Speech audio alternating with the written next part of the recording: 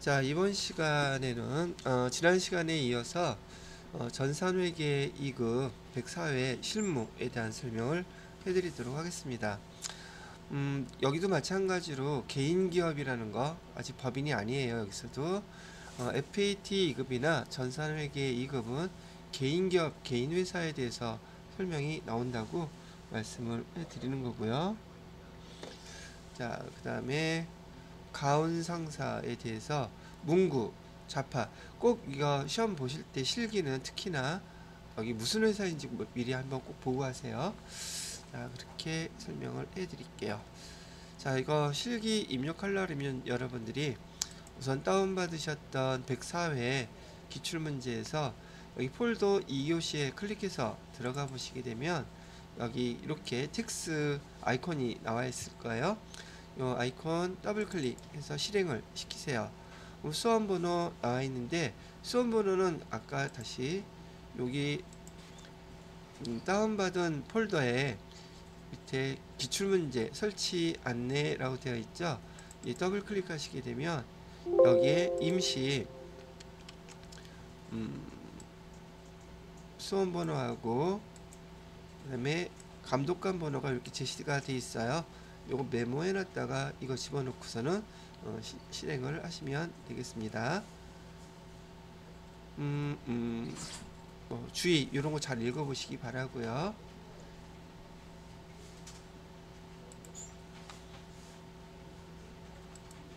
그래서 더블 클릭하시고 자, 수험 번호는 2211 1112 8자리 숫자로 되어 있고 이름은 여러분 이름 쓰시면 되겠죠?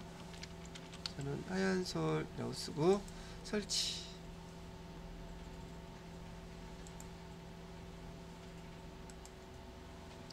자, 그러면 여러분이 입력한 여러분의 개인정보 맞는지 꼭 확인하시고요. 특히 아까도 말씀드렸던 거 문제 유형이 A형, B형 두 개로 나뉘어져 있으니까 확인하신 다음에 A형 선택해 주시고요. 감독관 번호는 아까 보셨던 거 2869라고 쓰시면 되겠네요. 2869. 그 다음에 로그인 하면은 화면이 띵 하고 이렇게 나타나요. 그 다음에 여러분의 개인정보도 위에 또 다시 시험 볼 동안에 이렇게 떠 있는데 이거 틀렸는지 맞았는지 확인도 안 하고 열심히 하지 마시고 시간 잠깐만 투자하면 금방 확인할 수 있으시니까 잘 확인하고 시작을 해주시면 되겠다는 얘기예요. 자, 그리고 여기 문제 보시게 되면 문제래네요. 화면 보시게 되면 왼쪽에 이론 문제 답안 작성이라고 나와 있죠. 예, 클릭을 해보시게 되면 아까 여러분이 문제 풀었던 거 여기에다가 해당 문제들 답안 이렇게 클릭하시게 되면 된다는 얘기예요. 이렇게 클릭하시고요. 그 다음에 이따가 맨 끝에 부분에 조회하는 문제가 세 문제가 있어요. 실기에서. 그래서 조회하는 문제에 해당되는 답은 여기다가 여러분이 키보드로 입력을 해주시면 되겠습니다. 자, 그리고 닫기 누르시면 돼요. 그러면 등등 USB로 저장된다고 되어 있고요. 그 다음에 또 하다가 좀 틀렸다 아니면 좀 이따가 다시 봐야지 생각하셨다면 이론 문제 답안 작성 다시 누르시게 되면 다시 또 수정할 거 있으시면 수정하고 다시 닫기 누르시면 됩니다. 뭐 지난번에 말씀드렸던 것처럼 여기 나가기 하게 되면 다시 들어갈 수가 없어요. 그렇기 때문에 시험이 다 끝났을 때 그때 나가기 하시고 여기 답안 저장이 있잖아요. 답안 저장 USB로 저장이라고 되어 있는데 시험 보시고 나서 30분 좀 넘어가게 되면 수시로 자꾸 눌러서 맨 마지막에 저장된 게 답안으로 제출이 됩니다. 그래서 중간중간에 답안 저장 USB로 누르시고요. 근데 너무 자주 누르지는 마세요. 시간이 좀 걸리는 편이니까 몇 초가 아쉬울 때가 있을 테니까요. 잘 시간 정해서 너무 1분 남았다고 여유있게 또 30초 눌러지 그러다가 에러 나면 여러가지 문제 생기니까요. 여유있게들 하시기 바랍니다.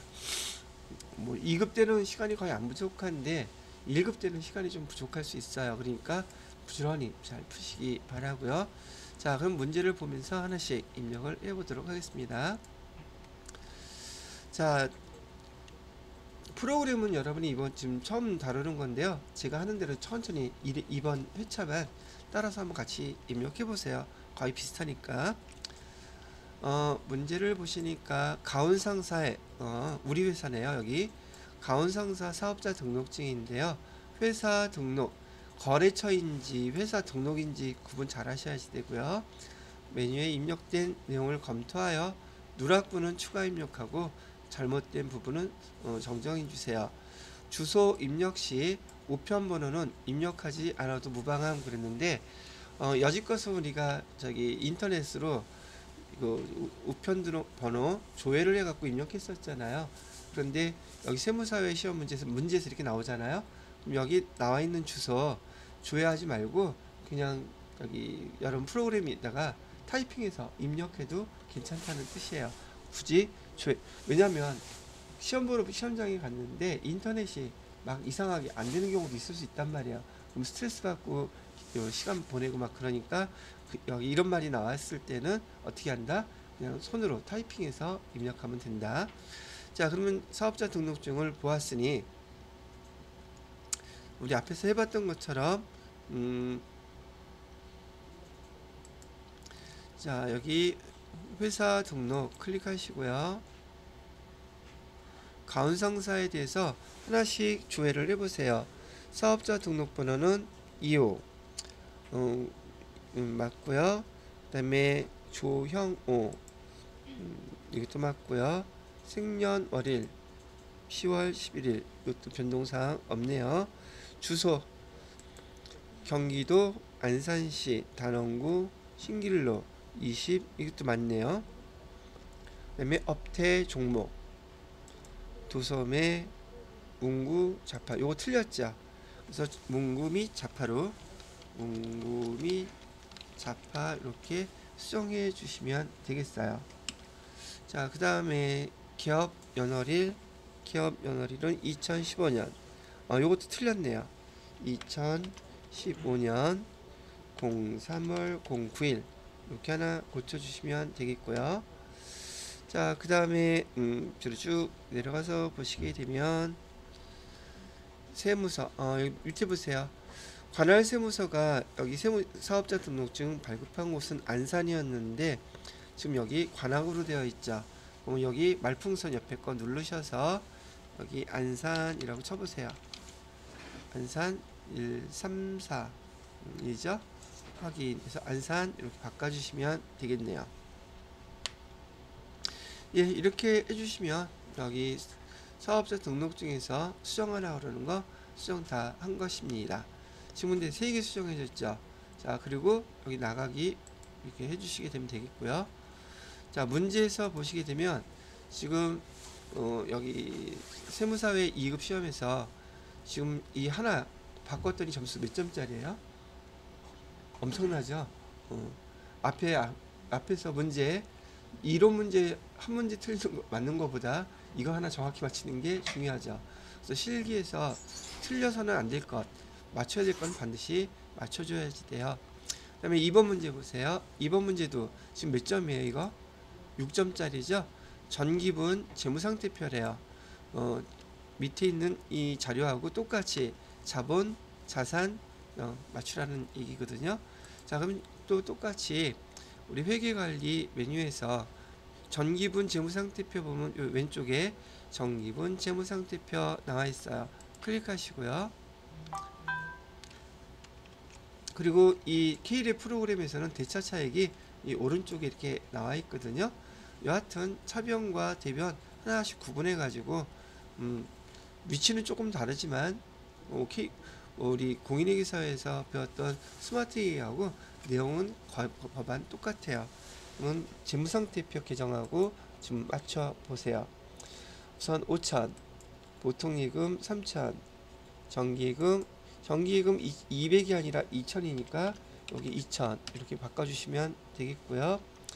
외상 매출금 5천, 대손 충당금 50, 가드럼 3천, 대손 충당금 30, 단기 대여금 1000, 미수금 2천, 상품 8천, 차량 운반구 5,200, 그 다음에 감가상각 누계 1,300이 아니라 2,300이죠.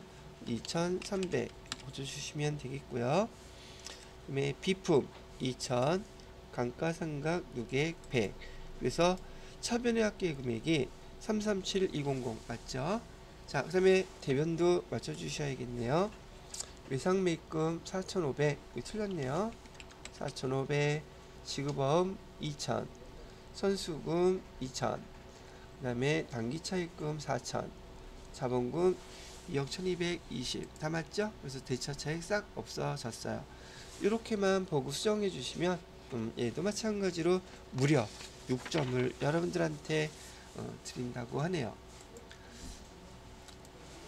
자, 그 다음에 세 번째 문제를 보니까 가온상사는 상품을 매입하고 상품 매입 대금을 어음으로 지급하는 금액이 커지고 있다고 합니다.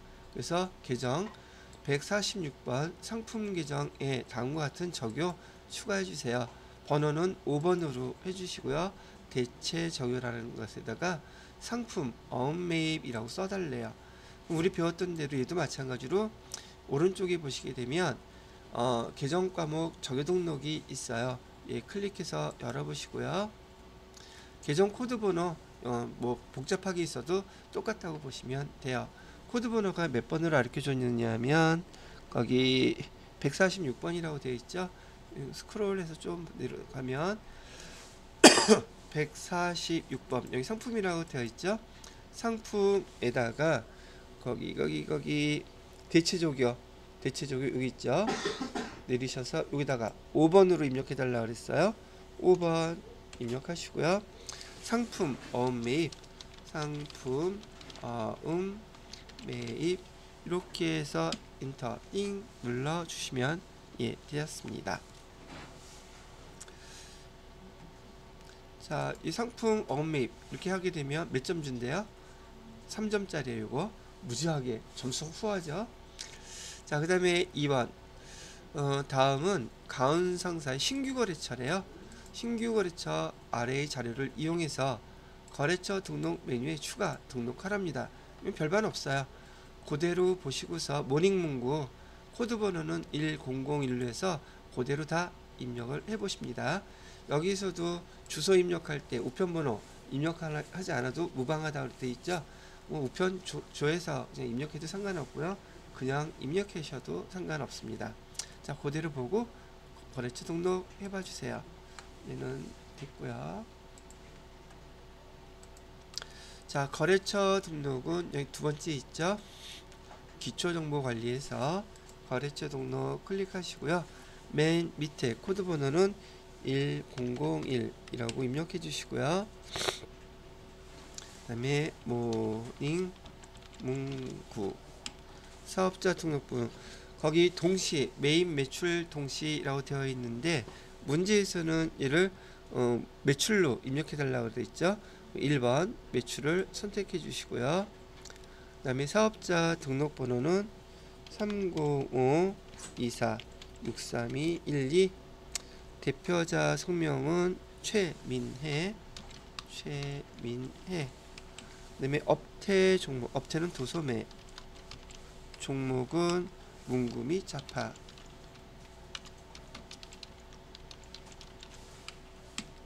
그 다음에 주소 저는 그냥 다 한번 입력해 볼게요. 나오나 이 조회도 아마 안 나올 것 같아요. 이거 지금 보니까 대전 아무것도 안 뜨죠.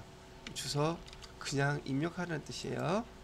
그럼 여기다가 대전 광역시 대덕구 한밭대로 1000 자, 본데 여기 가로친 거 그 오정동이라고 되어 있는 거 있잖아요. 이 주소를 갖다가 우리가 인터넷으로 조회하게 되면 가로하고 무슨 동은 반드시 이렇게 밑으로 구분돼서 오정동 이렇게 표시가 되더라고요. 그냥 다 한꺼번에 입력해도 틀렸다고 하지는 않습니다. 근데 이왕이면은 다른 데 주소 들어간 것처럼 구분해서 입력해도 뭐 나쁘지는 않을 것 같아요. 자, 그러면 주어진 자료대로 코드 번호, 그 다음에 자료 다 입력이 끝났네요. 그러면 몇 점 준대요? 얘도 3점. 이거 입력만 하고 3점짜리 문제를 여러분이 입력하신 거예요. 자, 그리고 얘도 나가기 하면 될 것 같고요. 자, 이렇게 해서 3번 문제까지 무려 몇 점이야 이거? 3점, 6점, 6점. 총 지금 입력한 것만 18점이에요. 그래서 이런 것들은 틀리지 않도록 하셔야겠죠. 자, 문제 4번은 지금부터 일반 점표 입력 메뉴를 이용해서 입력을 해보세요. 대부분 하나에 3점짜리인데 24점이면 8문제 나와 있다는 뜻이겠죠. 자, 분기 하나씩 해보면서 입력을 하도록 하겠습니다. 7월 15일 또 모르니까 여기 입력시 유의사항 있죠. 입력시 유의사항 읽어보세요. 지난번에 우리 스마트에서 했던 거하고 똑같은 내용이긴 합니다. 자, 날짜 7월 15일부터 분기를 해볼게요. 대전중앙신협회에서 사업 운영자금으로 5천만원 차입 하여 즉시 보통예금 계좌에 입금했다고 합니다. 만기일은 2023년 7월 14일 연이율 4%. 자, 이거 내년에 갚아야 되는 거네요. 그러면 7월 15일 날짜로 차변에 뭐라고 입력하고 보통예금 하나 그 세무사회 여기 시험에서는 있잖아요. 금융기관에다가 거래처 입력하지 않습니다. 입력해도 상관은 없어요. 지금 어디 은행이라고 나와 있어요. 신협 대전 중앙신협이라고 되어 있지만은 굳이 보통예금 어디 보통예금 표시 안 돼 있죠. 여기 헷갈리지 말고 세무사에서는 굳이 입력하지 않아도 됩니다. 그래서 5천만원 써주시고요. 대변에다가는 단기 차입금 쓰셔야지 되고, 단기 차입금은 아마 F2 눌러서 조회해 보시면 대전중앙신협 있을 거예요. 그러면 걔를 입력해 주시면 돼요. 거래처로. 자, 일단 분계는 이렇게 해주시면 되겠네요. 자, 7월 15일 날짜로 일반 전표 입력. 자, 여기 전표 입력에 얘는 일반 전표 입력 딱 하나밖에 안 떠 있죠. 메인 매출 전표가 해당 아예 없어요. 자, 날짜는 7월 15일로 해주시고요. 차변에다가 보통예금 금액은 5천만원 아니고 금액은 5천만원 해주시고요. 대변에다가 단기 차입금 F2 눌러서 아까 어디라고 되어 있냐면 대전 중앙신협 이렇게 있죠. 보통예금 당좌예금 여기다가는 거래처 안 넣어도 되는데 단기 차입금 대여금 장기 차입금 이건 다 넣어 주셔야 돼요. 그래서 5천만원 이렇게 해주시면 첫 번째 분계 문제를 하시게 된 겁니다. 자, 두 번째 7월 16일 거래고요. 로템문구에서 여기 중요한 거 매번 말씀은 해드리지만 상품을 매입했다고 얘기했어요. 거래명세표이고요. 7월 5일 지급한 계약금 7월 5일 지급한 계약금을 조회를 해 보셔야 된다는 얘기죠. 근데 물론 여기 나와 있기도 해요. 입금된 거 66만원, 그 다음에 잔금 594만원 이렇게 된 것으로 보아서 우리가 계약금 선급금이 되겠죠. 선급금은 얼마였었겠다? 66만원이었겠구나. 여기 가르쳐주고 있어요. 그러면 요 금액 그대로 보시고, 그 다음에 당좌수표 발행했다고 하니까 대변에다가는 뭐라고 써야 되겠어요? 당좌수표를 발행해. 그러면 우리 당좌 예금 계정에서 빠져나가겠죠. 대변에다가 당좌 예금 이렇게 쓰셔야지 된다는 얘기예요.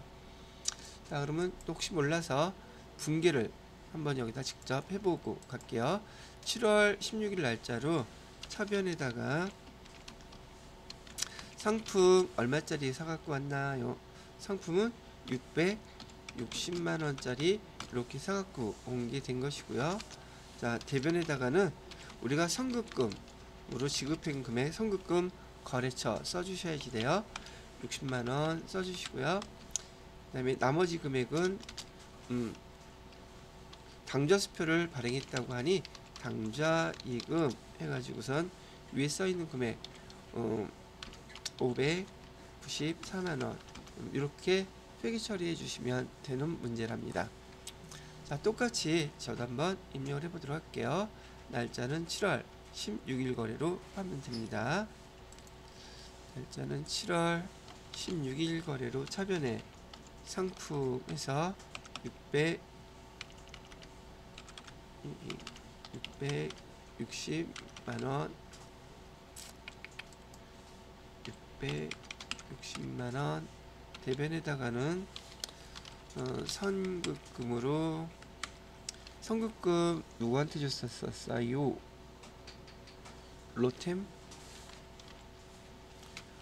로뎀문구 해주시고요. 선급금 로뎀문구 금액은 66만원이었었어요. 그 다음에 대변에다가는 당좌 예금에서 빠져난 금액이 594만원. 예, 이렇게 해주시면 돼요.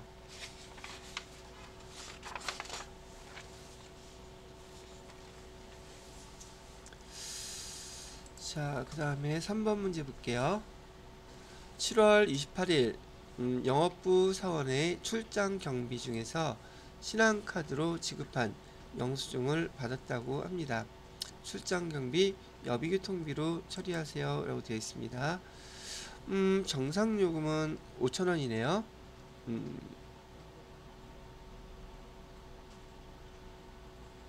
자, 그러면 여기 차변에 뭐라고 쓰셔야지 돼요? 여비교통비 5,000원 쓰셔야겠죠? 그 다음에 카드 사용했다고 하니까 미지급금 해주시고 거래처는 신한카드 이렇게 써주시면 된다는 얘기네요. 뭐 어려운 거 아니니까 7월 28일 써주시고요. 차변에다가는 여비교통비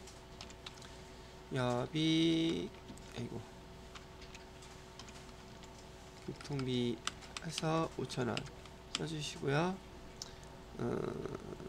출장경비 대변에다가는 미지급금 카드는 어디 거 이용했어요? 신한카드 거 이용했대네요. 카드사는 다 입력하셔야 돼요. 신한카드 5,000원 이렇게 해주시면 되나요? 그 다음 거 8월 28일 거고요. CNJ 상사에 상품을 판매했대요. 여기는 상품을 이번에는 판매 발급한 거래명세표이다. 판매 대금 중 2천만원은 당좌수표를 받았고 우리가 당좌수표를 받았으니 이번엔 현금으로 받은 거라고 보시면 되겠고 잔액은 약속금으로 받았대요. 이건 받으러 쓰면 되겠네요. 자, 금액이 총 얼마였었느냐 하면 우리가 2,500만원어치 판매를 했어요. 판매를 했으니 상품을 판매했을 때 대변에다 뭐라고 쓰기라고 제가 말씀드렸죠. 상품 판매했다 그랬으니까 상품 매출 금액은 얼마?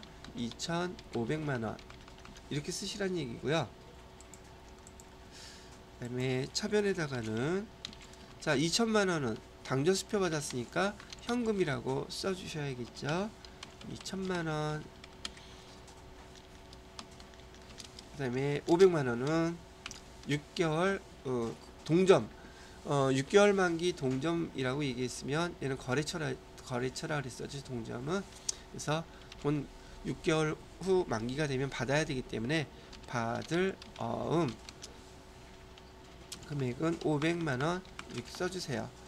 자, 그리고 받으러 누구한테 돈 받아야 될까? CNJ 여기도 예, 해주시면 되겠네요. 거래처. 그러면 자 8월 28일 거래에다가 이렇게 입력해 주세요. 날짜는 8월 28일 서변에다가는 현금 2천만원 받았고요. 그 다음에 받으러 여기 CNJ라고 했네. CNJ 상사에서 500만원 대변에다가는 상품 매출 이 코드도 거의 똑같아요. 그래서 상품 매출 2,500만원 이렇게 써주시면 해결된 문제예요. 자, 그 다음에 5번 문제에 보니까 9월 20일 반월 상사의 외상으로 9월 3일날 판매했던 상품 300만원이 견본과 다르다는 이유로 반품되었대요. 반품액은 매출, 환입 및 애누리로 처리한다. 그 다음에 음수로 회계 처리하지 말 것 그랬는데, 자 봐요. 우리가 지금 요 내용 잘 이해를 하셔야 될 것인데, 세금계산서를 발행했으면 아마 음수로 처리하게 될 텐데, 지금 우린 이론으로 이를 갖다가 배운 대로 처리를 해야 되기 때문에 9월 3일날 판매했던 상품이라고 했으면 우리 9월 3일날 판매했을 때 제가 9월 3일 걸 한번 회계 처리 해봐 드릴게요.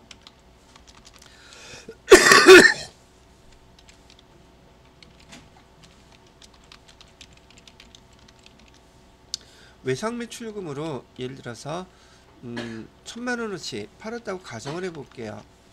조금 전에 우리 배웠던 것처럼 상품은 매출을 하게 되면 상품 매출로 이렇게 써주기로 했었잖아요. 금액은 얼마? 1000만원 이렇게 써서 판매를 했는데, 이 중에서 300만원어치가 견본과 다르다고 해서 반품이 됐대요.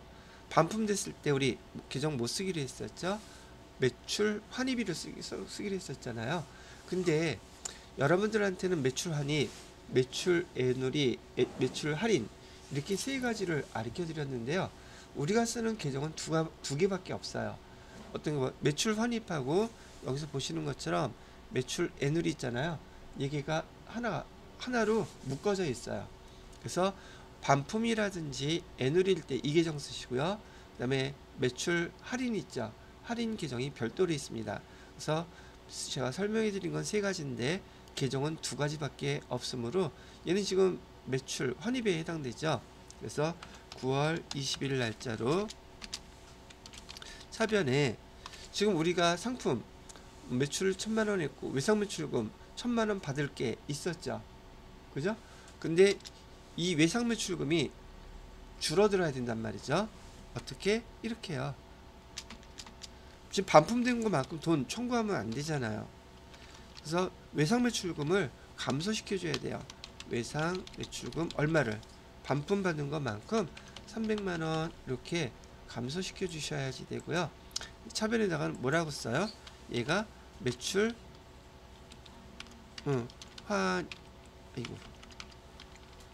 환입 및 애누리 해가지고 300만원 이렇게 회계 처리를 지금 해달라고 얘기하는 거예요. 그런데 얘도 똑같이요. 회계 1급 들어가잖아요. 그럼 세금계산서가 발행이 돼요. 세금계산서는 음수 처리로 해야 되겠죠. 근데 지금 여러분이 회계 2급에서는 여기 외상매출금 감소시켜 주시면서 그 계정을 뭘로 써준다? 매출 환입 및 애누리 요 계정으로 처리를 해달라고 가르쳐 주는 거예요. 자, 이렇게 쓰시면 돼요. 어떻게 해요? 요거 9월 20일 날짜 일반전표 입력에다가 이렇게 입력해 주시고, 거래처 어디? 반월 상사 입력해 주시면 되겠네요. 자, 그럼 다시 저도 날짜는 9월 20일 날짜로 차변에 매출 환입 및, 자, 그리고 여기 보시게 되면 매출 환입 및 애누리가 상품도 있고 제품도 있죠. 요 구분하실 줄 알아야 돼요. 상품 매출 환입 및 애누리 상품 매출로 하셔서 금액은 300만원 해주시고요. 대변에다가는 외상 매출금의 거래처는 반월 상사 금액 300만원, 예, 이렇게 처리를 해주시면 된다는 얘기랍니다.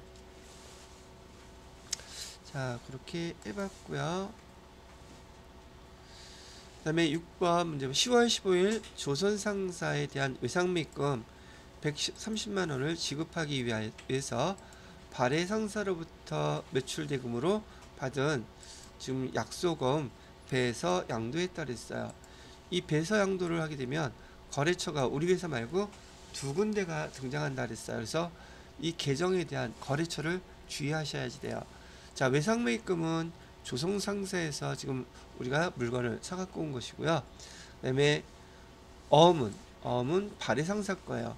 자, 그래서 얘를 갖다가 회계 처리를 해주게 되면 지금 130만원 지급하기 위해서라고 그랬었어요. 그건 여기 외상매입금을 갚는다는 뜻이잖아요. 그러니까 차변에다가 외상매입금을 감소시켜야 되겠죠. 외상매입금, 여기 거래처는 어디예요? 조선상사예요. 외상매입금은 총 130만원을 우리가 지급해야지 될 것이고요. 자, 그 다음에 대변에다가는 대신에 뭘 줬어요? 우리가 발해상사로부터 받은 약속금을 그걸로 뭐 했다는 뜻이 지급을 했다는 뜻이죠. 지급수단으로 사용했어요. 배수양도 했다 그랬으니까. 그래서 받으러움이 다시 없어지는 거예요. 받으러움은 누구네 거였었죠? 발해상사 거. 금액은 120만원 이렇게 해주시고요. 그 다음에 나머지는 현금으로 지급했다네요. 현금에서 10만원 이렇게 회계 처리해 달라는 얘기랍니다.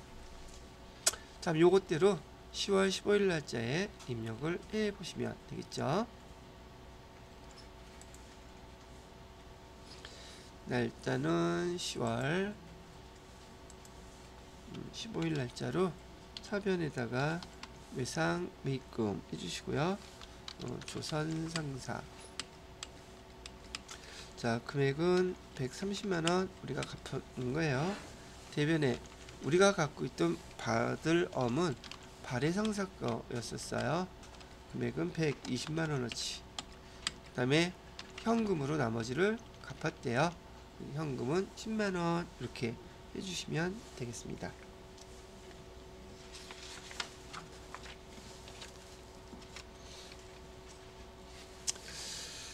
자, 됐고요. 그 다음에 7번 문제 볼까요?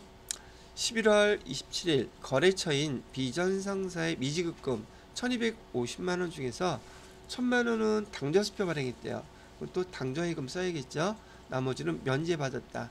우리가 외상을 갖다가 면제받게 되면 채무 면제이익이라는 규정 써요. 규정은 이름이 뭐라고 썼냐면 나머지 면제받았다고 했을 때요.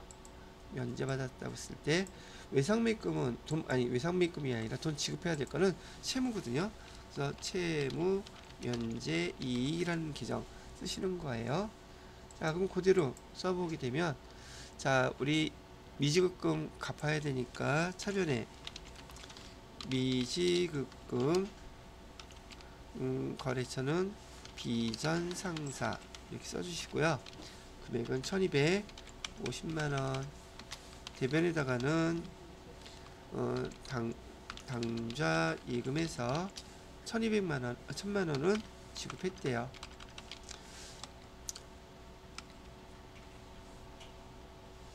나머지 250만원은 면제했다. 채무 면제이익에서 250만원 이렇게 쓰시면 돼요. 채무 면제이익이라는 계정을 아는지 물어본 내용이란 말이죠. 자, 11월 27일 날짜로 입력해 주세요. 11월 27일 차변에 미지급금 해주시고요. 그 다음에 비전상사 1250만원. 대변에다가는 당좌이금 1000만원. 대변은 채무 면제이익 이렇게 해서 250만원.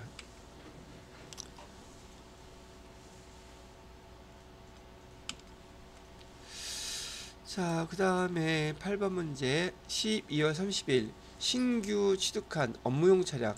업무용이라는 것은 우리 사용 목적이죠. 유형자산인데 그러면 차량이라고 했으니 차량 운반구가 되겠네요. 그죠? 취득한 것이 차량 운반구인데 취득세, 등록세는 부대비용으로 보기로 했죠. 취득하는 자산명으로 써주세요. 현금으로 납부했다고 하니 얘는 출금전표로 해가지고서 차량 운반구 써주셔야 돼요. 실제로 이렇게 해당 지방자치단체에서 차량을 취득하게 되면 취득세 내라고 고지서가 이렇게 온단 말이죠. 자, 금액은 이렇게 나와 있고요. 요 금액 그대로 써주시면 되겠습니다. 뭐로요? 차량 운반구라는 계정으로 12월 30일 날짜예요.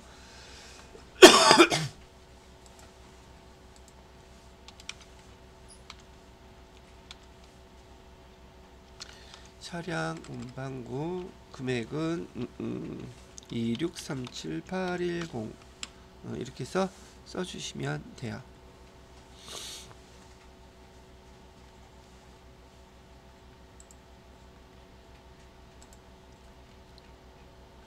자, 5번 문제에서는 오류 문제 찾아보래요. 오류된 거예요. 9월 15일 거래처 월평문구로부터 외상매출금을 현금으로 회수하고 회계 처리한 10만원이 실제로는 월평문구와 상품 추가 판매 계약을 맺고 계약금으로 현금을 10만원 받은 것이라고 되어 있대요. 근데 외상매출금으로 처리해놨는데 얘가 계약금이라고 하니 얘 선수금으로만 계정 바꿔주면 되겠죠. 그래서 9월 15일 거래를 조회 한번 해보세요. 9월 15일로 조회를 했더니 현금 차변에 10만원 들어왔는데 상품 계약금이래요. 외상매출금이 아니라 뭘로 바꿔주시면 된다? 선수금으로 이렇게만 바꿔주시면 되겠네요.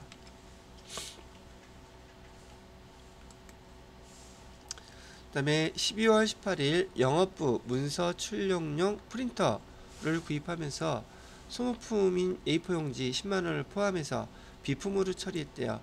자, 그러면 프린터는 비품 많겠지만 소모품인 A4 용지 10만원은 지금 뭐라고 써줘야 된다는 얘기예요? 얘는 소모품비 비용 처리하라고 나와있죠? 그럼 얘는 비용 처리법이네요. A4 용지 10만원에 대해서는 소모품비라고 수정을 해주셔야겠네요. 자, 12월 18일이라 그랬어요. 12월 18일. 자, 110만원, 100만원은 비품 맞고요. 그럼 여기서 금액을 100만원으로만 이렇게 해주시고, 그 다음에 엔터 치세요. 계속. 그 다음에 또 다시 차변에 차이 나는 것만큼을 뭘로? 소모품비라고 비용으로 10만원 이렇게 해주시면 된다는 얘기예요. 자, 그럼 요 내용도 이렇게 수정이 됐죠.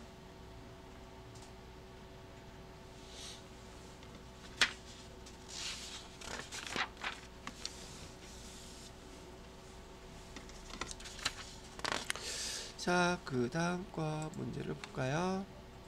자, 여기 6번 문제부터는 결산정리사항 문제들이네요.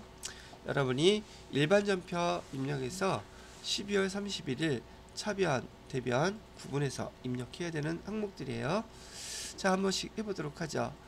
A 사무실을 임대료 600만원, 임대기간은 7월 1일부터 6월 30일까지 임대하는 것으로 계약하고 임대료는 계약기간 종료일에 전액 수령하기로 했다. 그럼 얘는 지금 돈 받은 상태예요? 아직 받지 않은 상태예요? 받지 않은 상태죠. 그럼 얘 계정 지금 돈을 안 받았으니 이것도 생각해봐. 이제는 돈을 안 받았으니 올해 걸 계산해야 되겠어요? 내년 걸 계산해야 되겠어요? 지금 우리가 12월 31일자로 우리 회계 처리를 해줘야 되는데 돈을 아직 주거나 받거나 하지 않았으면 우리 손익의 예상이라 했었죠. 손익의 예상은 올해 수익, 올해 비용이 얼마인지만 기록해주면 돼요. 자, 그죠? 그럼 얘는 임대료니까 수익이잖아요. 그럼 내년 거에 해당되는 거는 어차피 개월이 6개월이니까 내년 거 우리 지금 얼마 못 받았어요? 아니, 올해 거 얼마 못 받았어요? 차변에 올해 거 못 받았다면서. 그죠? 올해 못 받은 금액은 계정은 뭐라고 쓸까? 미수 수익이라고. 임대료는 수익이니까. 그러면 6개월, 이게 6개월 치니까 300만원은 받아야 될 거 아직 못 받은 거죠. 대변에다가는 올해 발생한 게 뭐예요? 임대료 얼마씩이 발생한 거예요? 300만원. 손익의 예상에 해당되는 것은 올해 수익 비용만 예상한 거 그대로 써주시기만 하면 된다고 말씀을 해드렸어요. 자, 그래서 12월 31일 날 미수 수익 써주시고 대변에 임대료 받은 거 발생한 거 써주시기만 하면 된다는 얘기죠.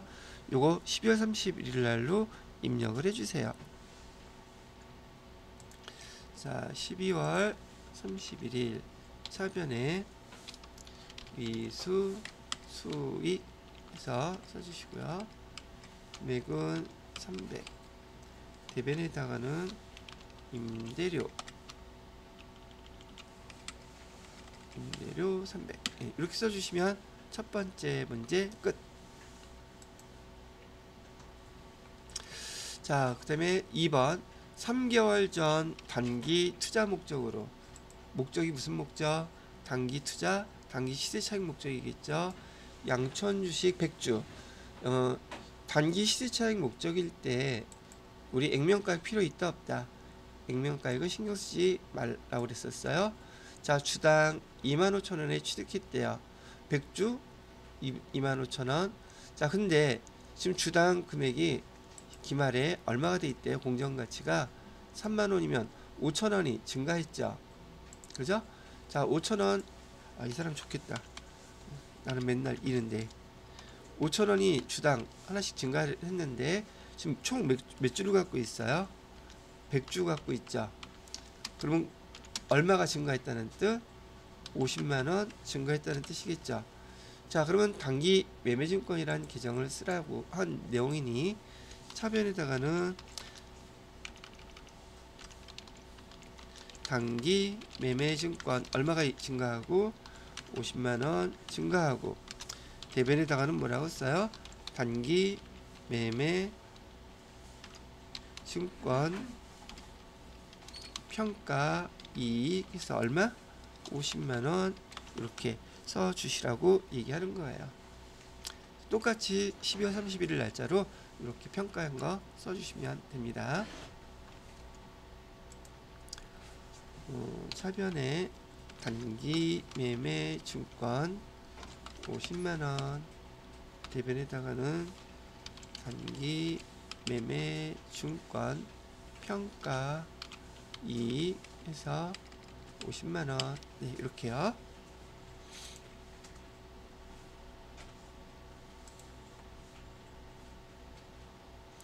자, 그 다음에 10월 1일 보통예금 계좌에서 2차여 납부한 사업장의 화재 보험료 12만원. 여기 문제만 나와도 금방 알겠죠. 이건 선급비용에 대한 문제겠거니 생각하시면 돼요. 선급비용은 돈을 미리 준 거예요. 그죠? 자, 근데 차기분에 포함된 보험료이다. 화재 보험료. 자, 그래서 지금 10월 1일 날 보통예금 계좌에서 이체했다 그러는데 얘가 지금 그 계정을 갖다가요 보험료라고 험보료라고 나왔네. 험보료? 새로운 건가 보다. 지금 자산처리법인지 비용처리법인지 명확히지가 않죠. 근데 이게 지금 가입을 며칠 날 했대요? 10월 1일 날 했다면서요. 10월 1일 날 한번 조회를 해보면 되잖아요. 자산처리법이었을까? 비용처리법이었을까?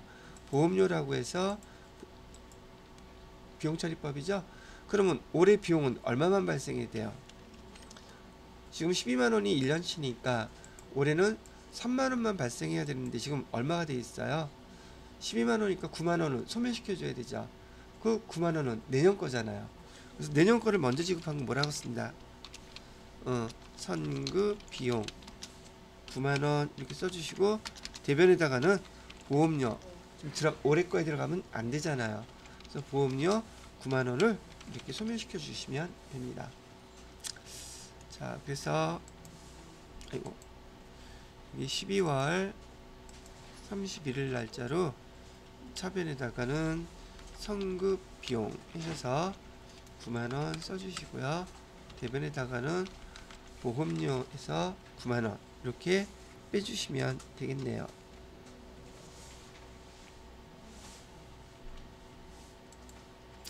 자, 그 다음에 4번 문제는 매출채권 잔액에 대해서 1%의 대손 충당금 보충법으로 설정하시오 라고 되어 있죠. 여기 분명히 뭐라고 나와 있어요? 매출 채권이라고 그랬어요. 매출 채권이라고 그랬으면 매출 채권에 뭐뭐 있죠? 매출 채권의 계정, 외상 매출금도, 그다음에 받으러옴도 두 개 있죠. 매출 채권이 뭔지를 모르면 뭘 어떻게 하라는 건지 또 못 알아들어요.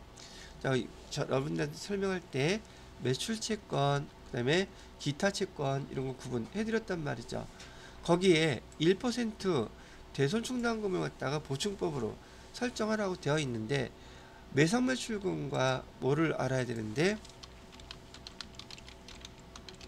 외상 매출금 잔액이 얼마인 줄 알았지. 1%일 거 아니에요. 또 모두 알아야 돼요. 받을 어음도 지금 1%를 하려면 잔액이 얼마인지 알아야 할 수 있죠. 그죠? 자, 여러분 저 가만히 있을 테니까 지금 여러분 재무상태표 있죠? 재무상태표 조회하세요. 다른 건 하지 말고 조회만 하세요.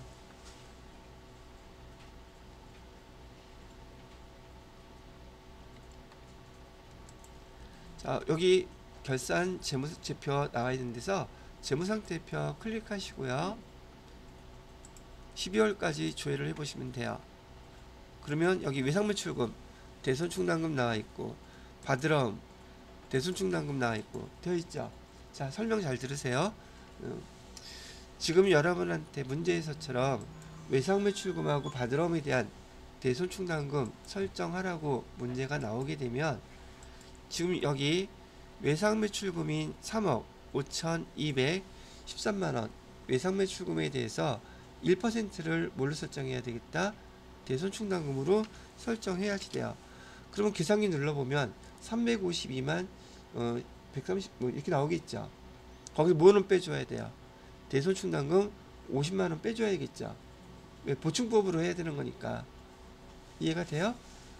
똑같은 방법으로 받으러옴도 6,200만원 곱하기 1% 한 다음에 여기 30만원 빼줘야 되겠죠. 그죠?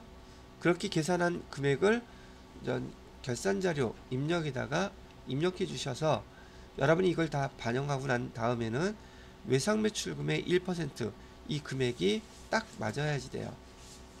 이 금액이 우리가 분기까지 할 거니까 1% 금액 352만 이렇게 맞아야 되고, 여기는 62만 2천원 딱 맞아야지 된단 말이죠. 이해가 됐죠? 본 방법 이렇게 드렸어요. 자, 그런데 여기 세무사의 K랩에서는 아주 편리한 기능이 하나가 있어요. 그래서 오른쪽 끝에 보시게 되면 결산자료 입력이라고 되어 있죠. 이를 클릭해서 열어보세요. 그리고 월은 똑같이 1월부터 12월까지 조회를 하시고요. 자, 이거 그냥 확인만 누르시면 돼요. 그러면 앞에서 봤던 결산자료 입력, 우리 FAT, TET에서 배웠던 것처럼 칸들이 이렇게 나타나 있고, 여기 밑으로 내려가 보시게 되면 어디 있느냐, 지금 우리가 대손충당금을 설정해야 되는 거기 때문에 대손상각이라고 하는 요 칸에 외상매출금을 계산하는 금액, 받으러온 계산하는 금액, 여기다가 딱 입력하고 끝내시면 돼요. 그런데 요 위에 보시게 되면 대손상각이라는 거 지금 보이시나요? 요거 한번 눌러보세요. 그러면 우리가 찾고자 했던 외상매출금, 받으러옴 잔액하고요, 대손충당금 남아있는 잔액도 딱 나와 있어요. 그죠? 근데 다른 거, 기타 채권인 단기대여금, 미수수익, 미수금, 선급금도 여기 금액들이 다 설정이 되어 이렇게 나온단 말이죠. 근데 문제에서 뭐만 해달라고 그랬어요? 매출 채권만 해달라고 그랬잖아. 그래서 여기 클릭하시고요, 스페이스바로 다 지우세요. 이렇게. 그러면 뭐만 딱 남아요? 매출 채권만 딱 남죠. 그리고 잔액 얼마 설정해야 되는 것도 자동으로 알아서 계산이 되어 있죠. 그 다음에 여기 보세요. 위에 보시면 대손율 몇 %라고 되어 있어요? 1%라고 되어 있죠. 근데 간혹 시험 문제에서 대손율을 2%로 하라고 되어 때도 있어요. 여기다가 2% 넣잖아요. 그럼 지가 알아서 다시 계산 쫙 다 합니다. 자, 그런 다음에 자, 여기 보시고요. 지금 이렇게 두 가지 외상 매출금과 바드럼 남겨놓고요. 결산 과정이라고 밑에 보이시나요? 이 클릭해서 한번 눌러보세요.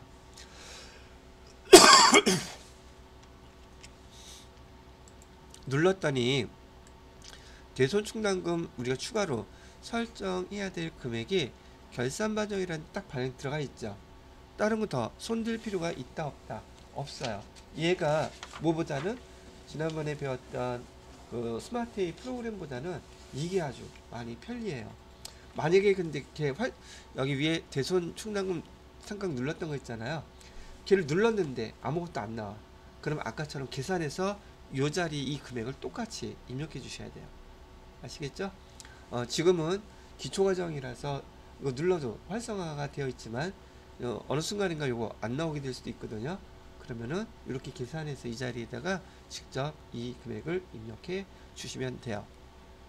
얘도 마찬가지로 지금 결산자료 입력은 우리 스마트 AS도 결산자료 입력하고 뭐 눌러줬었어요? 전표 발생시켜야 되죠. 왼쪽에 얘는 있어요. 왼쪽에 보시면 F3 전표 추가 있죠. 눌러보세요. 전표 추가 누르시고요. 그러더니 여기 자동 결산 붕괴 완료는 딱 뜨죠. 그 다음에 똑같이 일반 전표 입력하셔가지고요. 12월 31일자로 조회를 한번 해보세요.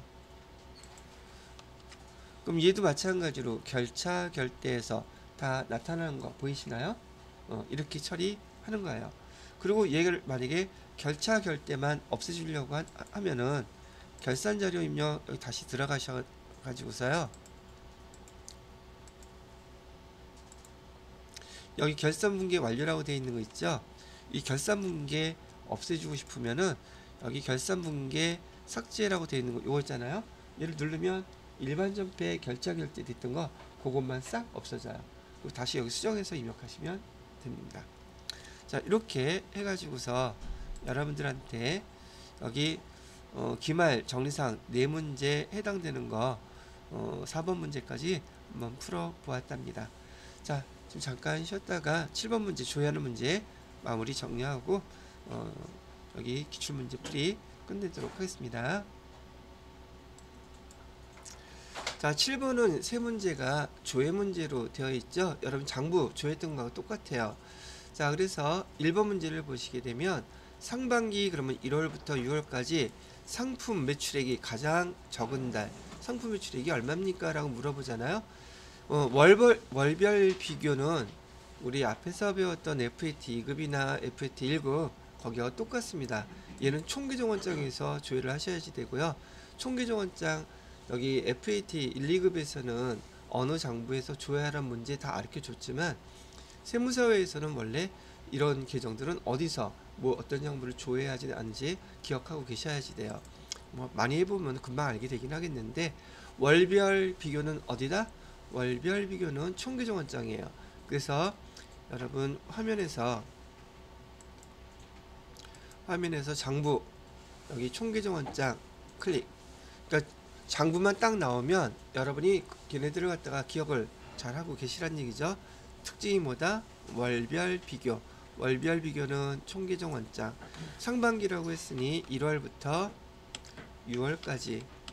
그 다음에 계정은 상품 매출이라 그랬었죠. 상품 매출 계정 조회하셔서 자, 그러면 상반기 중에서 매출액이 가장 적은 달 거 물어봤어요. 몇 월 달이 가장 적어요? 1월 달이 가장 적네요. 금액은 또 얼마예요? 가장 적은 달에 상품 매출액은 280만원. 자, 그럼 보시죠. 여기 답안지 쓰실 때 이론에서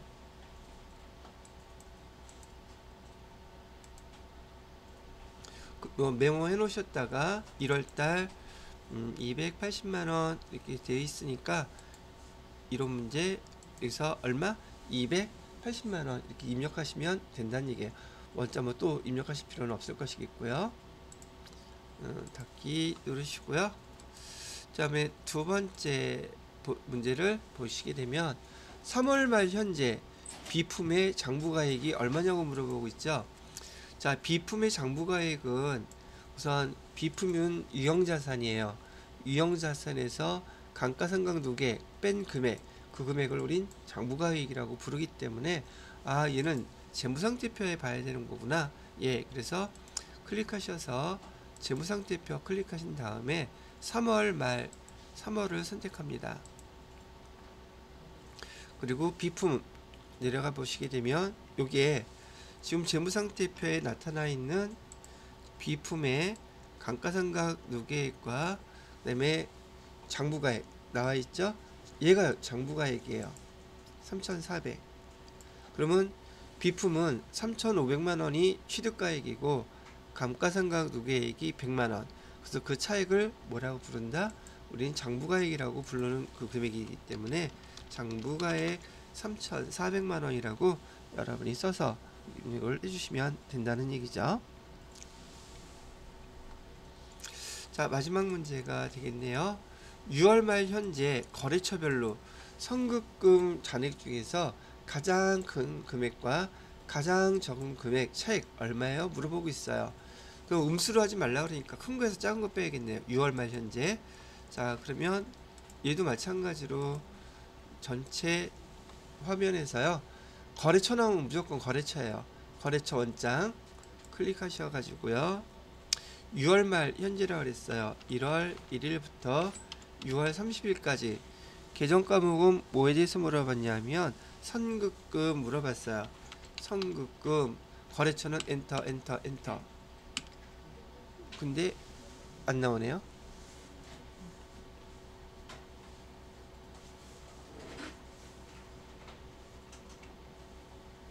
거래처 원장이 뭐가 잘못됐을까요? 아, 선급금.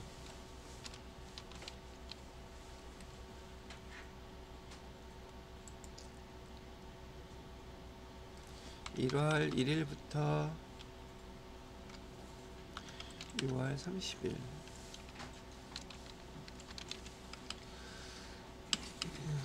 보시게 되면 가장 큰 거와 가장 적은 거의 차이. 가장 큰 거는 177만 원이네요. 가장 적은 것은 13만 2천 원 얘죠. 빼면 금액이 얼마 나와요? 168만 3천 원 나오네요. 163만 8천 원. 그렇게 쓰면 되겠죠. 그 금액을 여러분 답안지에다가 이렇게 하신 다음에 이거 켜져 있으니까 안 된다네. 여기다가 다 집어넣으시면 된다는 얘기예요. 자, 이렇게 해가지고 여러분이 다 입력이 끝났어요. 그죠? 확인도 다 끝났어요. 그런데 나가기 전에 뭐 확인하셔야 된다고요? 답안 저장. 이건 답안 저장 USB로 되어 있죠. USB를 한번 띵 눌러보세요. 그냥 나가기 하면 나가기가 안 돼요. 그래서 여지껏 작성했던 거 USB에 저장되게끔 되어 있는데 지금 여러분 프로그램에는 지금 컴퓨터에는 USB가 안 꽂혀 있으면 그 C 드라이브로 그냥 저장이 될 거거든요. 그래서 이게 꼭 떠야지 돼요. 여러분들은 시험 보러 가셨을 때 USB를 받아서 꽂은 다음에 실행할 거기 때문에 USB에 바로 이렇게 저장이 되거든요. 확인 누른 다음에 나가기 하면 종료가 될 것이고, 만약에 USB 저장이 안 되잖아요. 아마 이거 예전에 그 실수하는 경우가 많아 가지고서 USB 뽑기 전에 저장 장치에 저장하지 않으면 얘가 프로그램이 종료가 안 돼요. 안전장치라고 보면 되시겠죠. 자, 하여튼 이렇게 해서 우리 그 104회 이론 문제에 대한 것까지 한번 다 풀어 보았네요. 자, 수험자 뭐 주의사항 뭐 볼 게 있나 여기서? 자, 일단 여러분이 회계 지금 전산회계 2급 2교시라고 되어 있던 거 60분 수업이고요. 시험 시작 시간은 12시 반. 그래서 1시 반까지 1시간이에요. 보편적으로 시간은 모자르지 않을 겁니다. 여러분이 보는 시험은 전산자 들어간 것이기 때문에 오후에 봐요. 오전에는 이론 시험만 보는 분들 봐요. 그러니까 실기라는 게 없는 실제 세무회계, 기업회계 이런 시험을 보고 여러분들은 오후에 보게 된다는 얘기죠.